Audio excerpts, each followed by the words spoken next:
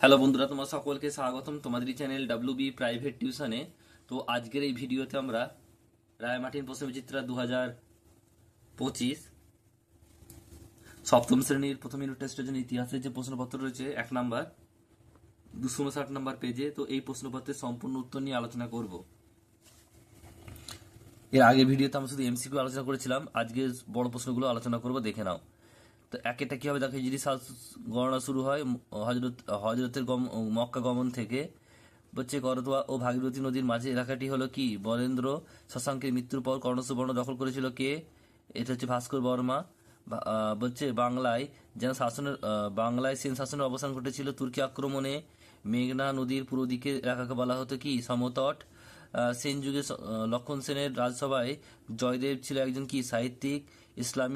ইসলামী ও সংস্কৃতি ভারতবর্ষে আসার ফলে লাভ হয়েছিল উভয় সংস্কৃতির।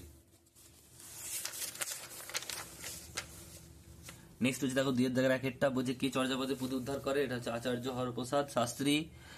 বলছে নাড়ু কি? চোল রাজ্যের কয়েকটি গ্রামকে নিয়ে গঠিত পরিষদকে নাড়ু বলা হয়। নেক্সট হচ্ছে সত্যমিথ্যা। সত্যমিথ্যা কি বলছে দেখো, 3 পাল আমলের তুলনায় সেন আমলের বর্ণ ব্যবস্থা কঠোর ছিল, সত্য। আর 4 বলছে দেখো, লুইপাদ ছিল একজন বৌদ্ধ সিদ্ধাচার্য, এটাও সত্য। এরপর হচ্ছে স্তম্ভ মেলাতে হবে প্রথম খলিফা, এটা ডি হবে, অর্থাৎ আবু বকর।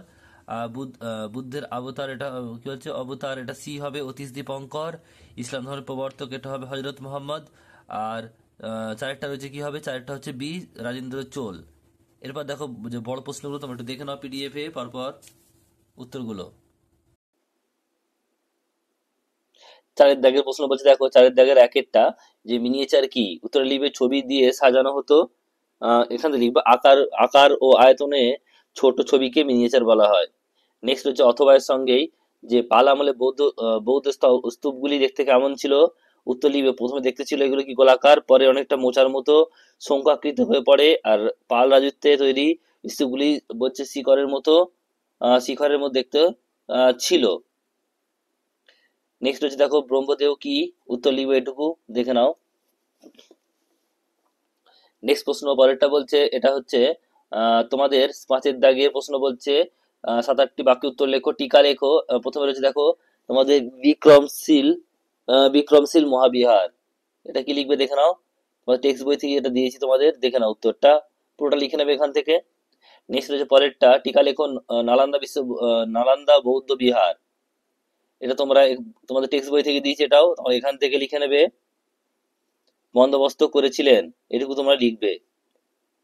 নেক্সট প্রশ্ন পরেরটা 6-1 বলছে ভারতের সামন্ত ব্যবস্থা সংক্ষিপ্ত ধারণা দাও, এটুকু লিখবে তোমরা। সামন্ত ব্যবস্থার সংজ্ঞা লিখবে আর কারণগুলো লিখবে, উদ্ভবের কারণ।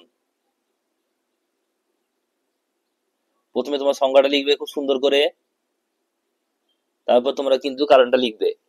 নেক্সট প্রশ্ন পরেরটা বলছে দেখো, শশাঙ্কের কৃতিত্বের পরিচয় দাও, এটা তোমরা এখান থেকে লিখবে পুরোটা, একটু দেখে নাও তোমরা।